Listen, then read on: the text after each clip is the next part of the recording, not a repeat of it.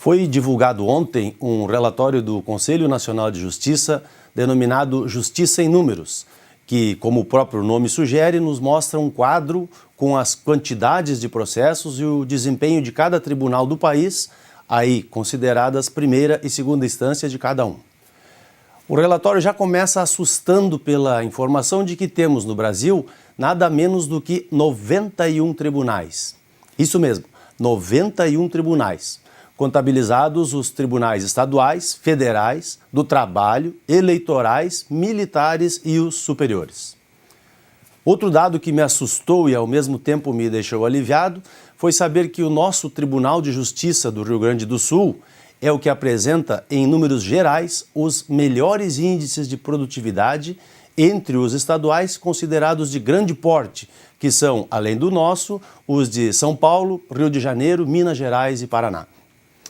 Se isso é um motivo de comemoração para nós, gaúchos, é um motivo nacional de preocupação, porque se o nosso é o bom, como se diz no popular, imagina os outros.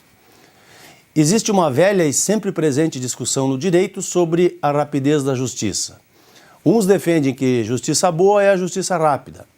Outra corrente entende que não se pode fazer justiça com pressa, porque pode-se tropeçar na busca da verdade real, que é, ao fim e ao cabo, o objetivo maior de todo e qualquer processo judicial. Mas o que é consenso é que justiça muito demorada não é justiça. Muitas vezes, quando ela chega, já é tarde demais. E isso se observa no dia a dia dos noticiários, seja em processos criminais, indenizatórios, de desapropriações, de cirurgias de emergência e medicamentos, quando não são concedidas liminares.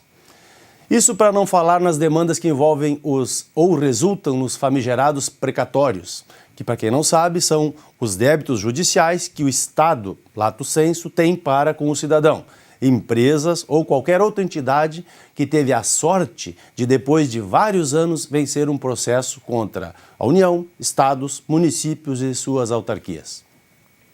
A demora e o acúmulo de processos na justiça não é coisa nova, mas cresceu descontroladamente, ao meu ver, após a promulgação da Constituição Cidadã de 1988, que, apesar de seus inúmeros e inegáveis avanços, no meu modo de ver, priorizou muito mais os direitos do que os deveres.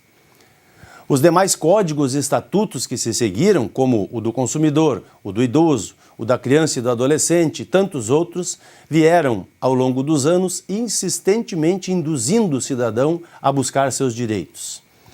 Deu tão certo que agora a justiça não sabe mais o que fazer com a quantidade de processos. Estão há anos inventando tribunais de mediação, projetos de conciliação e outros bichos mais para evitar que as pessoas entrem na justiça ou que saiam dela sem a prestação jurisdicional que o Estado tanto apregoou nesses tempos pós-constituinte.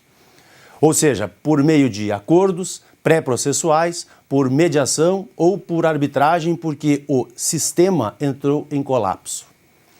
E entrou em colapso, diga-se, em grande parte por culpa do próprio Estado, que é o maior cliente da justiça, tanto ativa como passivamente, se considerarmos os processos de execução fiscal e os previdenciários, isso de forma direta. Se analisarmos pela via indireta, a culpa da massificação dos processos também é, de certo modo, do governo, que não regula e não pune de forma suficiente os outros maiores clientes da justiça, que são os bancos, as grandes empresas de telefonia e outras concessionárias de serviços públicos, concedidos ou delegados. E é por essas e por outras que também em direito se acostumou a ouvir que, às vezes, um mau acordo é melhor do que uma boa briga.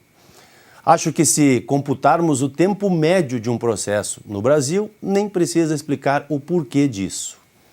Até a próxima.